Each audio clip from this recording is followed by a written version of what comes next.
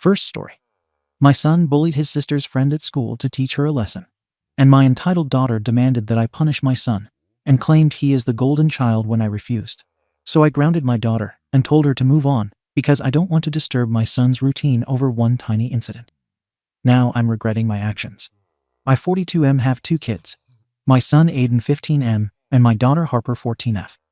I want to start this off by saying I know how this is going to sound, and I'm not here to brag. I'm genuinely stuck on whether we're doing the right thing as parents. Aiden has always been ridiculously focused.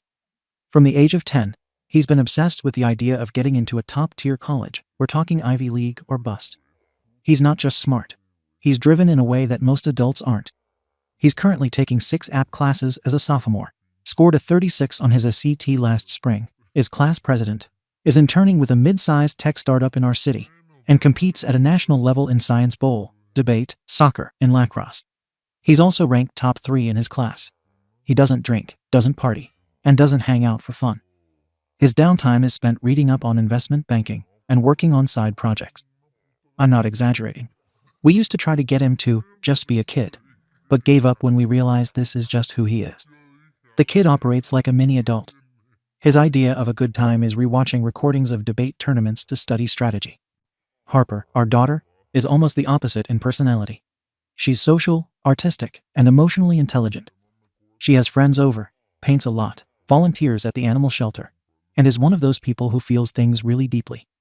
She and Aiden have always had a weird sibling dynamic. They don't fight openly, but Harper doesn't look up to him the way most younger siblings might. She says he's cold, arrogant, and treats people like chess pieces. And honestly, she's not completely wrong. Over the years, we've had minor red flags with Aiden, mostly about how transactional he can be. For example, when he was 12, he told his sister he wouldn't help her with her maths homework unless she made it worth his time. He didn't want money. He wanted her to do his portion of a group art project he didn't care about. Another time, he got into it with a teacher over what he called a subjective grading system with too much emotional bias. He ended up being right. We had a meeting, and the grading rubric had to be restructured. But his delivery? Blunt, cold, borderline disrespectful. Still, we chalked most of that up to his type, a personality, and focused on the positives. He's never gotten into serious trouble, and he does care deeply for the few people he keeps close. Loyalty is a big thing for him. Which brings me to why I'm posting. About a month ago, Harper came to us really upset. One of her close friends, Zoe 14F, was being bullied not in the physical or cartoonishly cruel way, but in that calculated, cutting, emotionally isolating way that smart kids sometimes do when they want to be cruel. Zoe had recently rejected a guy named Kyle, one of Aiden's soccer teammates, when he asked her to the winter formal. She let him down kindly but firmly. Apparently, Kyle was embarrassed, and word spread quickly around their overlapping school circles. What we didn't know until Harper told us is that Aiden had taken that personally. According to Harper, and later confirmed by Zoe's texts and a few other kids we know, Aiden began mocking Zoe in subtle ways, sarcastic comments about her outfit, jokingly calling her a tease in group chats, and making sure she wasn't included in certain planning committees at school where he has pull. Stuff that wouldn't get him in trouble with teachers, but absolutely made Zoe feel targeted and humiliated. When we confronted Aiden, he admitted it almost immediately. He didn't seem sorry, just annoyed that we were making a big deal out of it. His exact words were, "She embarrassed Kyle for no reason. He's a good guy and didn't deserve that. Actions have consequences." We tried to explain to him that Zoe had every right to say no, that rejection isn't cruelty, and that his behavior crossed a line. He just shrugged and said, "Maybe next time she'll think twice before making someone look stupid in front of the whole class." My wife and I were stunned and angry. But here's the part where I don't know if we failed as parents. We sat down to talk about how to handle it. Normally, we'd ground a kid, take away their phone, limit friend time, etc. But here's the thing. Aiden doesn't have free time in a typical teenage sense. He doesn't go to movies, and he doesn't hang out.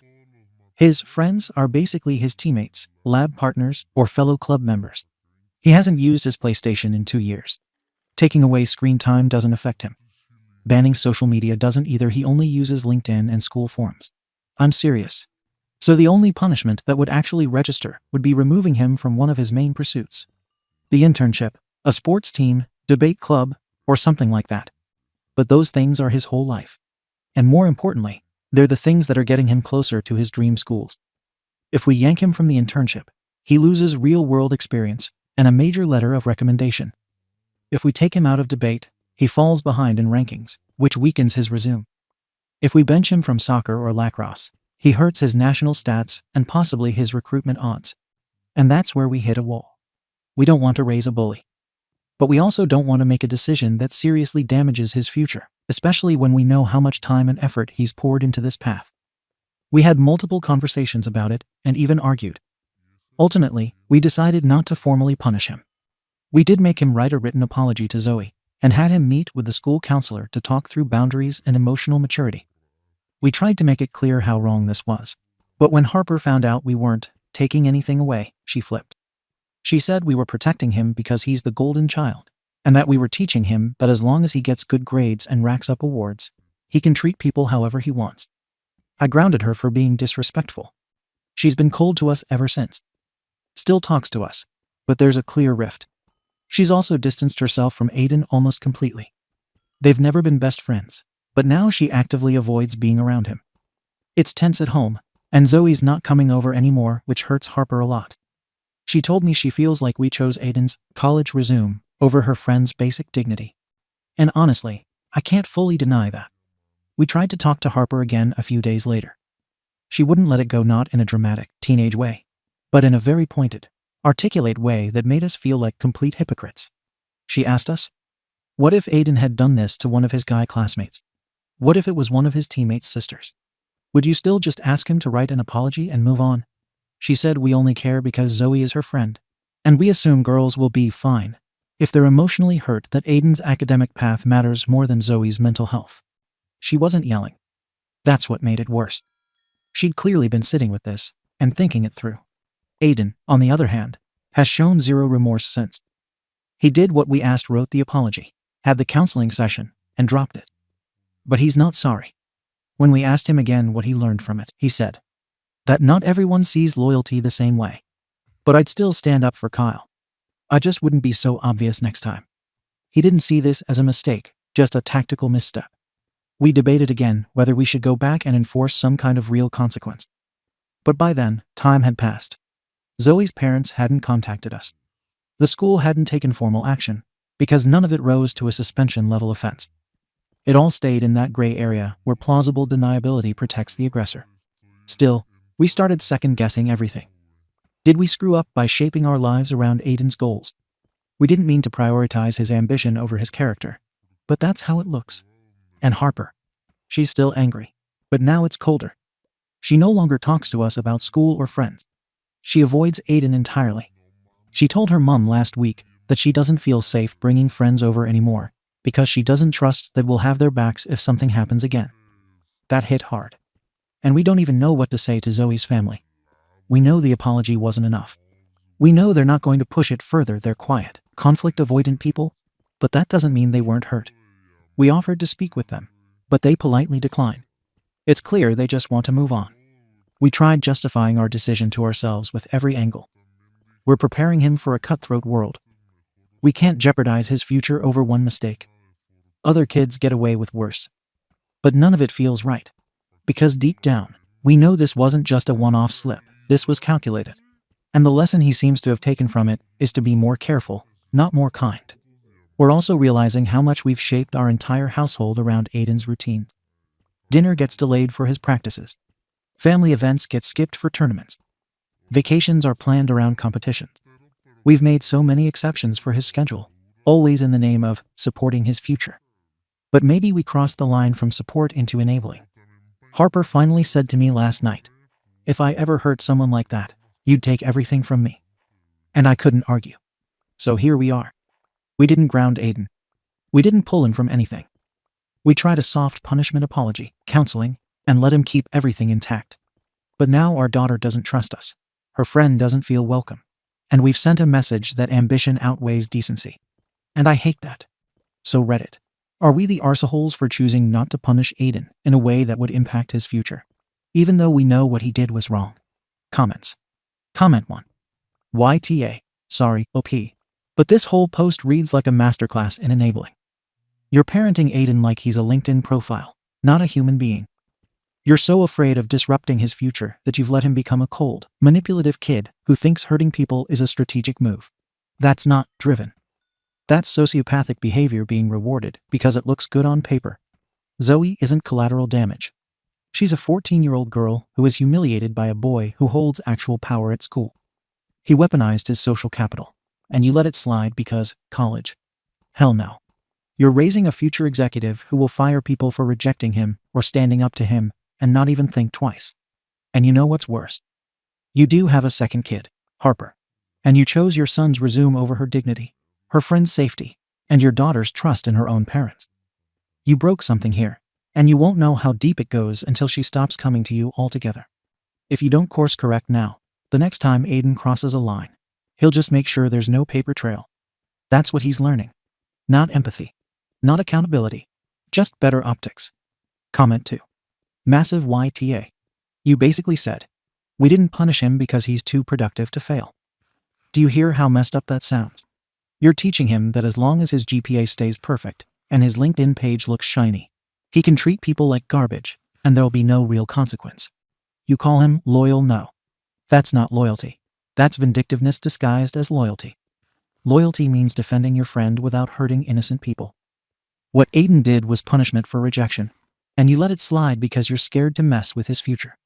But here's the real kicker. You did mess with someone's future. Zoe's. You let a girl be publicly humiliated by a boy with power at school, and you did nothing to make it right. You're reinforcing the same garbage mindset that fuels bullying and toxic masculinity, that high-achieving boys are untouchable because they're promising. You don't get to call yourself a good parent just because your kid gets perfect scores. You failed him, your daughter, and that poor girl he went after. The next time Aiden does something like this, the stakes will be higher, and you'll have built the monster who thinks the rules don't apply to him. Comment 3. YTA. The high-achieving, hyper-competitive, socially dominant types are very good at manipulating adults, especially ones invested in their success. Aiden isn't just loyal, he's controlling. He used his influence to isolate Zoe because she exercised basic autonomy. That's not protective. That's retaliatory. And if he doesn't learn how to manage that now, it'll just evolve into more polished forms of coercion later. You're not wrong to consider his future. I get that. But here's the thing. Colleges don't just want scores and titles anymore. They're getting smarter about kids who are high-functioning nightmares. If this kind of behavior hits the wrong counselor's radar, or worse, becomes a pattern that makes its way into a peer recommendation or school report, that future you're protecting won't materialize anyway. So yes, I think you needed to actually pull something that mattered. Not forever, but enough that he felt it. Otherwise, all you did was confirm that he's untouchable as long as he performs. Update. I didn't expect my first post to blow up the way it did. I spent 2 nights reading the comments, the blunt, angry, and honest ones, and I'll admit they hit like a punch. I went into that thread trying to justify why we couldn't punish Aiden. After reading, I realized I'd been trying to protect my own comfort more than his future. The main thing people said was that we were raising a kid who thought success excused cruelty. I wanted to think that was exaggerated. It wasn't. After the post, things at home didn't calm down. Harper barely spoke to us, and when she did, it was surface level. She stopped eating dinner with the family and spent her time in her room or at friends' houses. It wasn't teenage sulking. It was quiet rejection. Then one afternoon, her school counselor called. Harper had submitted an anonymous but easily recognizable essay to a student forum about how adults excuse cruelty when it comes from the high achievers. She didn't name Aiden, but she didn't need to. It spread fast. Other kids commented that they'd seen similar behavior from him: small, cutting remarks, group exclusion, and little power plays he used to get his way. Aiden found out, and instead of reflecting, he got defensive. He said, "I'm not going to apologize for having standards." That sentence told me everything I'd been refusing to see. I confronted him again, this time without trying to negotiate. I asked what he thought he'd achieved from the situation with Zoe. He said, "Kyle got over it. Zoe learned actions have consequences. I kept my reputation clean." There was no remorse, just calculation. I finally understood that the issue wasn't his schedule. It was us enabling the version of him that sees empathy as a weakness. That same week, karma started doing what we hadn't. A few of Aiden's classmates, including some from debate and soccer, started distancing themselves. One teammate told him outright that people didn't like how he treated Zoe. The club coordinator spoke to him privately, and said she couldn't recommend him for an upcoming leadership conference because there were concerns about how he handled conflict. That hit him harder than anything we could have taken away. Meanwhile, Zoe's parents reached out. They weren't angry. They were measured and disappointed. Zoe had been anxious and withdrawn. She'd stopped going to group events because she didn't want to risk running into Aiden. Her mum said, "We didn't want to make this bigger, but she doesn't feel safe around your son." Hearing that broke something in me.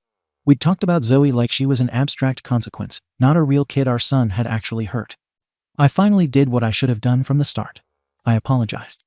I called her parents, acknowledged every failure, and asked what we could do to make things right. They didn't want anything from us except honesty. Zoe's mum said, "Just make sure he learns that intelligence doesn't excuse cruelty." After that, we told Aiden he'd be stepping back from a few things debate for the rest of the semester and his internship until summer. It wasn't symbolic. It was a clear message. His character mattered more than his record.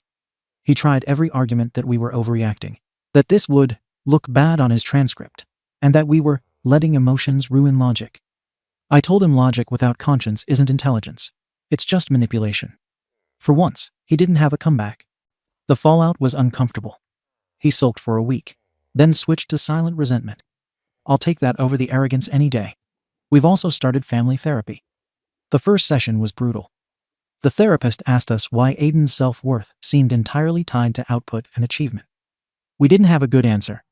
We realized we'd been rewarding performance since he was 10, the awards, the grades, the wins, while quietly dismissing empathy as soft.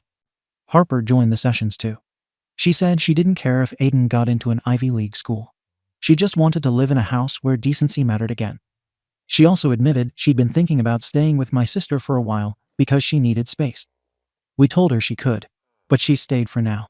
She said she wants to see if we actually mean it this time. Fair.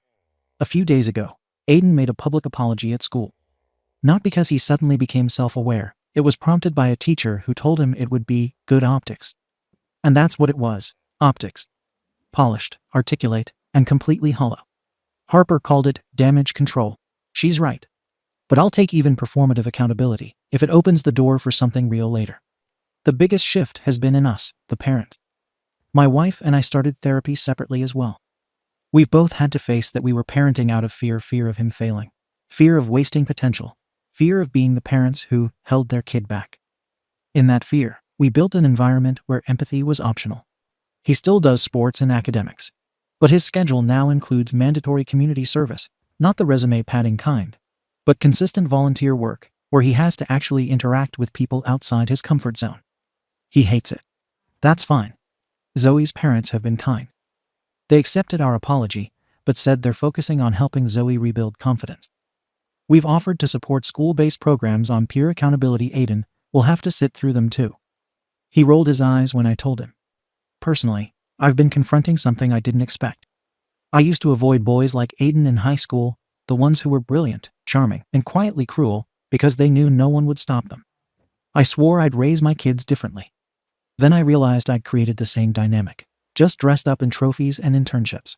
That's the part that stings the most. Realizing the problem isn't Aiden's nature. It's the environment we built around him. He's learned to game systems because we taught him systems mattered more than people. We're not pretending it's fixed. Harper still keeps distance. Aiden's still defensive.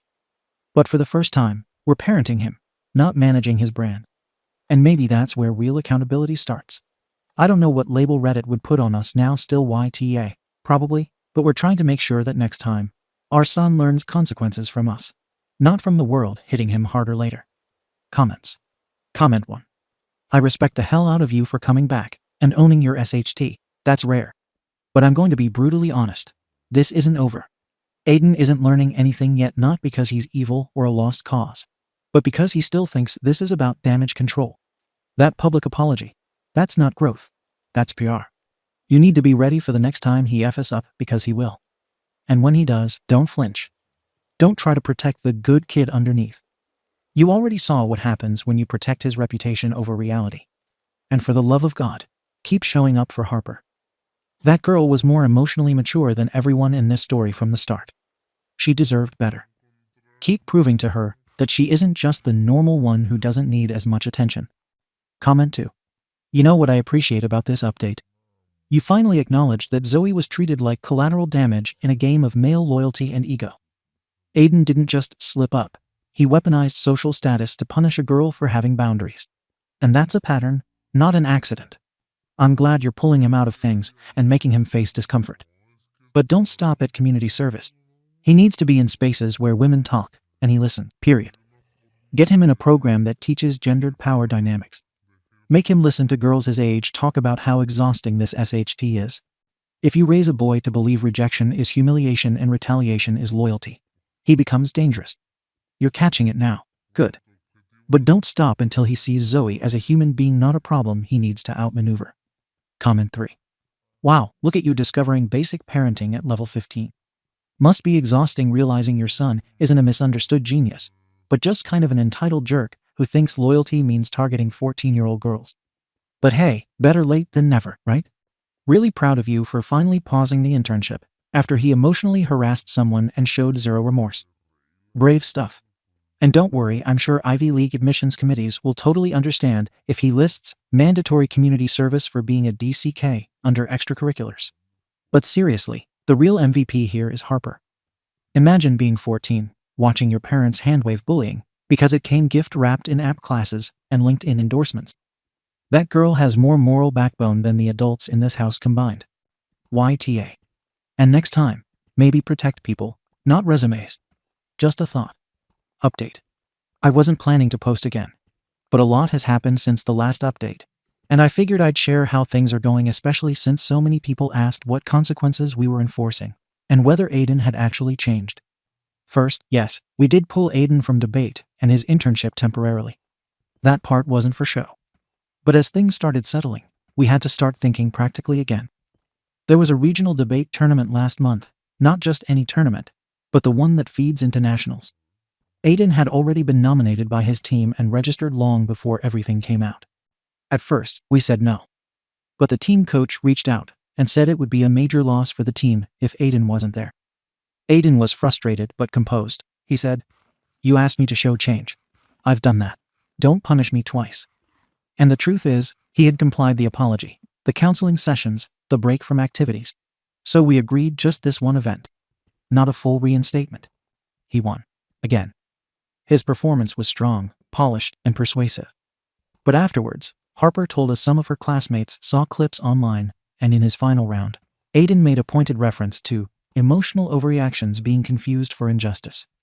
She said everyone knew what he meant. It wasn't subtle. He wasn't sorry. He was just better at hiding it. That reopened everything. Harper didn't explode. She just checked out. Refused to talk about it. Wouldn't respond to me when I tried to explain. I told her it wasn't an attack. It was part of a speech. She said, "You always explain away what he does. That's why he keeps doing it." And I'll be honest, I lost my patience.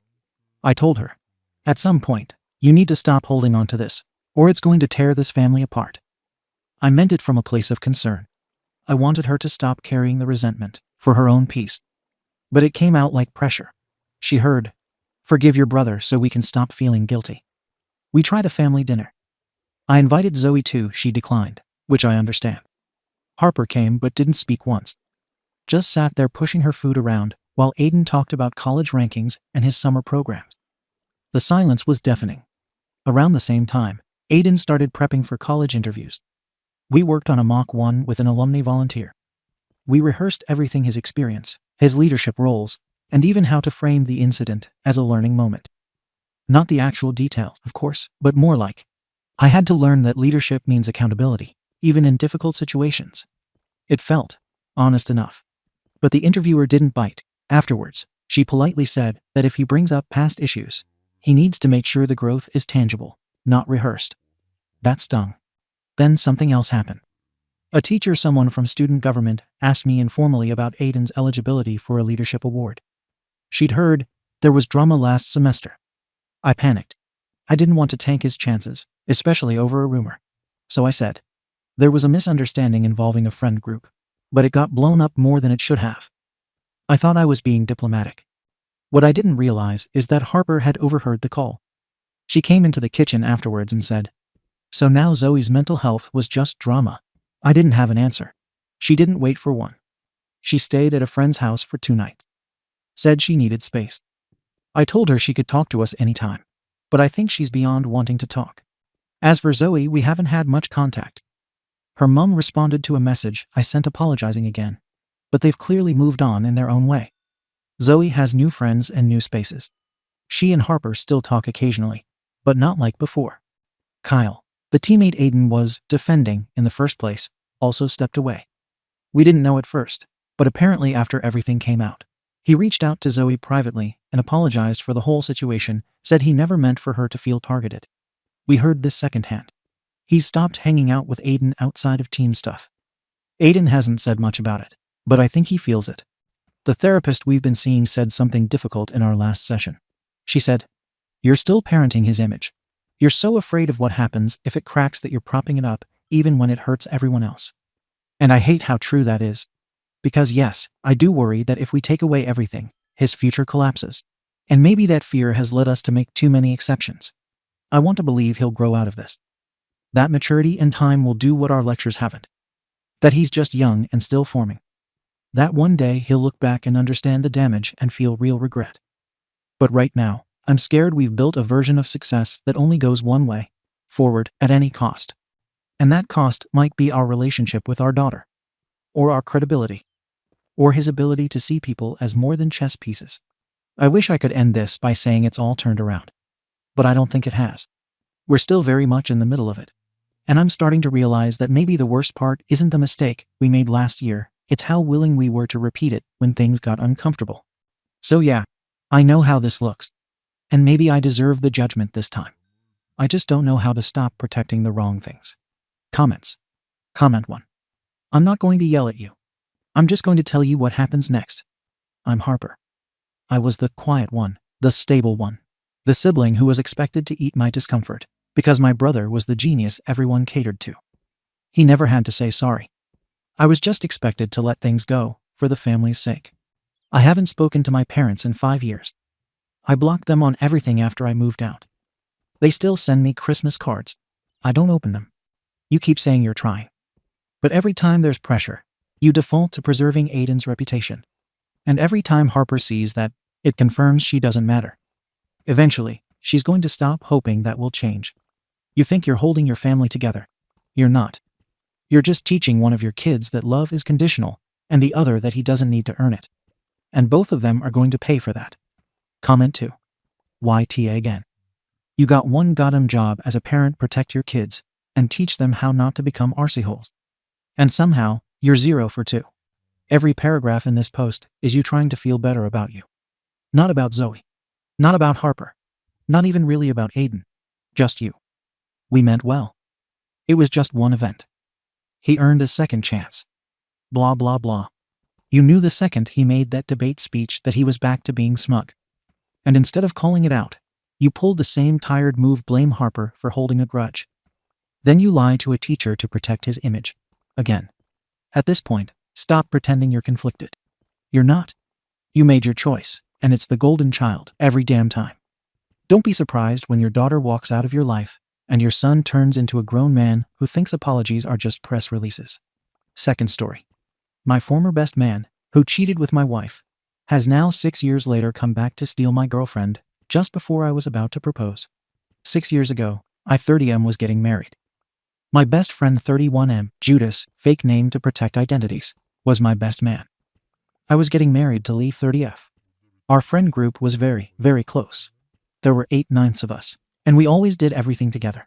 Days out, game nights, holidays, etc. Anytime a friend would bring another female friend into the group, Judas would end up hooking up with them, as he was genuinely just naturally very funny and charismatic, which is a big part of why he's everyone's best man. But he was never a threat to our relationships because we were all such good friends. Just over a year into our marriage, Lee and I start having issues. I'm in the army, so I'm at camp through the week, returning home Friday evenings and leaving again early Monday mornings. This meant we only really got weekends together, and I'd always want to spend them with the group, and she'd mostly want alone time, just the two of us, as she will have seen the group through the week. This, amongst other things, caused a lot of arguments, and we ended up separating. While all this was going on, two of our friends, Judas' cousin Andrew 29M and his fiancée Phoebe 29F, were 3 days away from their wedding day, Judas of course being his best man too. when Andrew confessed to Phoebe that he had been cheating on her with a coworker for 6 months, so he could not go ahead with the wedding. On what would have been their wedding day, a couple of us went to Phoebe's for drinks to take her mind off everything, and she and Judas slept together. Worst best man ever. Those two had always been very close, to be fair, but we were all very surprised finding out. They apparently drunkenly did it a few more times over the next month before deciding to end all that. While Lee and I were separated, I'd still be trying my best to resolve things and work it all out. But she was slowly getting less and less interested in the idea of us. I later found out this was because she was spending all her time with Judas. They had gotten into a relationship, and he was basically living in the house I was paying half the mortgage for. Worst best man ever. When I found this out, I angrily texted him, "You're dead to me," to which he replied solely with an image of the word goodbye highlighted on a Ouija board. Naturally, Lee and I went through the whole divorce process, and she and Judas were happy in their relationship. Judas, Lee, and Andrew were all out of our little friend group. The rest of us went out to celebrate when the divorce had finalized, and Phoebe and I ended up hooking up. Fast forward to now. Phoebe and I have been in a relationship for 3 years now. Lee and Judas have split. She's now with some other man, and he's single. Andrew has gotten married. He actually made it to the altar this time. And yes, Judas was his best man. So who knows what's going to happen down the line with the worst best man and Andrew's new wife. Yesterday, I wanted to surprise Phoebe. I set off to camp early Monday morning like I always do, except I've booked this week off in secret. I waited for her to go to work, and then I came back to decorate the bedroom with flowers, her favorite chocolates, etc. I park my car a block away so she doesn't know I'm home. When she comes home, I surprise her, but I see that she's on FaceTime. I'm 90% sure the face I see is Judas, but she very quickly ends the call. Early in our relationship, she drunkenly confessed to me that she thought she and Judas would have ended up together after what would have been her wedding night, and that she was sad when he ended up calling that off for Lee. So my heart sank. She told me it was just her brother on the phone, but I don't believe her. I had also surprised her with a trip to Disneyland, which she's always wanted to go on in the near future, where I had planned to propose. But now I'm unsure if I should go through with this, if Judas has managed to worm his way back into her life. I need help. I don't know what to do. I've been at my parents' awake all night, and I'm dreading going back home to have a conversation. Do I confront her on this? Or go ahead with the planned trip and proposal and feign ignorance for a happier life? I'm sorry this is so long. I have left it as short as I could. There's 6 years worth of drama I've tried to condense. TLDR. My worst best man got into a relationship with my wife while we were separated and ultimately divorced. My current girlfriend confessed to having feelings for that best man in the past, and now he has resurfaced into her life, just as I was preparing to propose. Comments. Comment 1. I mean, you could always have asked for her FaceTime call list to see who she was really on a call with too. Then you know who it was, and that should help you know what to do a lot clearer. But this whole group seems like a toxic incest swingers group. OP.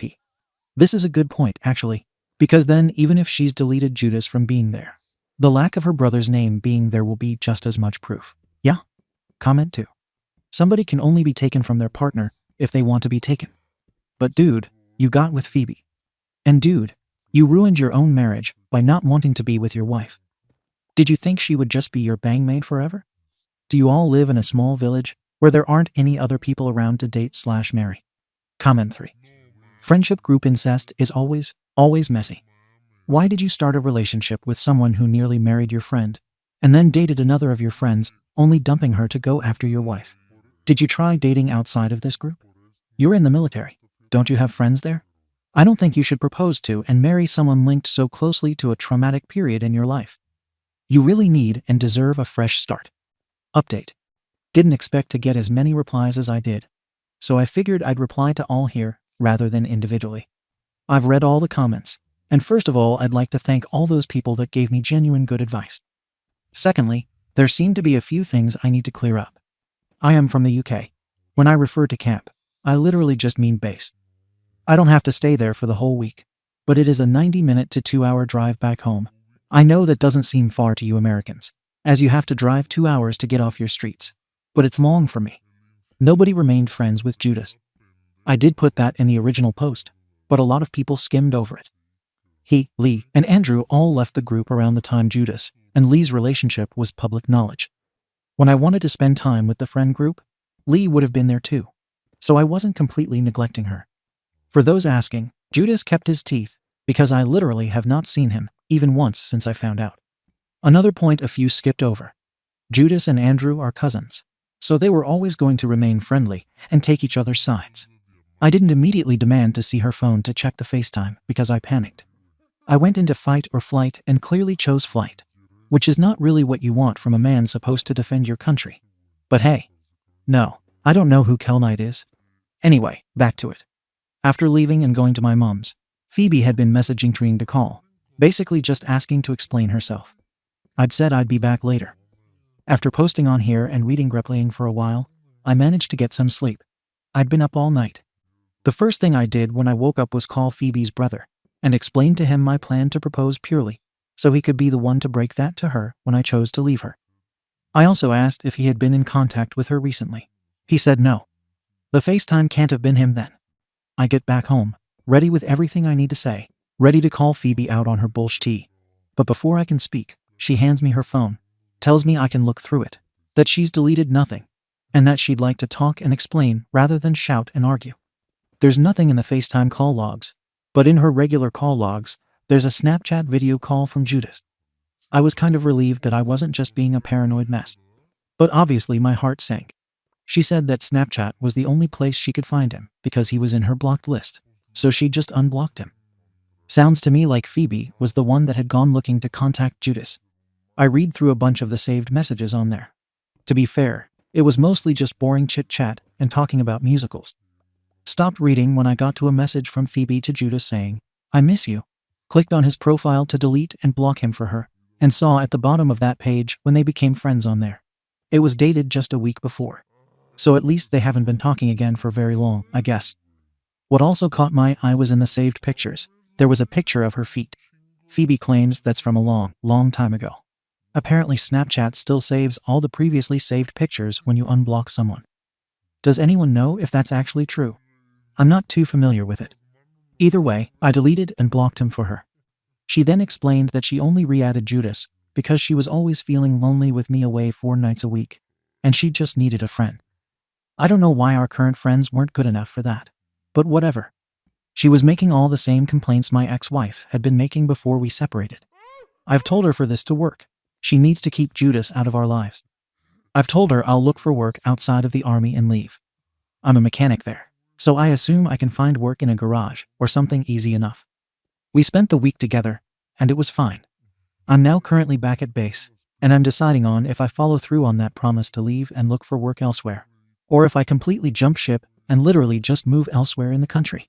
Probably still look for work as a mechanic somewhere too, start brand new, and not have my career keep costing me relationships. TLDR. Phoebe had started speaking to Judas again because she was lonely. I'm either going to leave the army and stay with her, or I'm going to move cities and cut all ties with everyone and start again. I'm still figuring it out. I think I've lost a lot of trust in her. Thanks for reading. Thanks for the advice. Any further advice is always appreciated. Comments. Comment 1. OP, are you so desperate to not be alone that you'd rather tie yourself to a woman who's already F-ed, the guy who ruined your first marriage, and is back in contact with him? SMH. Keep your army job. Dump Phoebe and that entirely codependent incestuous friend group you have. Move cities and start fresh. No one should know you, or anyone from this friend group from hell. Stop being a baby, sack up, and move on away. OP. Yeah, definitely leaning towards starting new and fresh. Thank you. Comment 2. Dude, there's something seriously wrong with you. Honestly. You're still considering staying with her after all that. Think about it. She literally admitted she misses the guy who ruined your last marriage. She said she was lonely, and her brilliant solution was to unblock and contact the one man she knew would be unforgivable to you. She lied, stalled, and only handed over her phone when she realized you were already suspicious, and even then, she probably managed what you saw. We were just talking about musicals. Yeah, right. Classic line to make it sound harmless. And that old foot pick excuse, way too convenient. If Snapchat really kept all that saved, then there's probably a lot more there you didn't even see. And the "I just needed a friend" bit. Give me a break. If she wanted a friend, why pick the exact guy who betrayed you and blew up your last relationship? That's not loneliness, that's provocation. Or worse, relapse. You're seriously thinking of quitting your career and changing your whole life for someone who clearly doesn't respect you, your time, or what you've been through. That's not love. That's self-sabotage. Judas humiliated you once, and now he's doing it again, with her help. It's 2-0 for the guy, and you're still thinking about making it work? Wake up. If you want to keep any shred of dignity, end this cycle now. Walk away clean before you become a joke again. She's already shown you who she is, and you already know what happens when you ignore warnings like this. Starting over from scratch is 1,000 times better than being the guy who lets the same traitor win twice. Thank you for watching the video. If you are interested in listening to these kinds of stories, we've got more in store for you. Simply subscribe to our channel, hit the like button, and share it with your friends.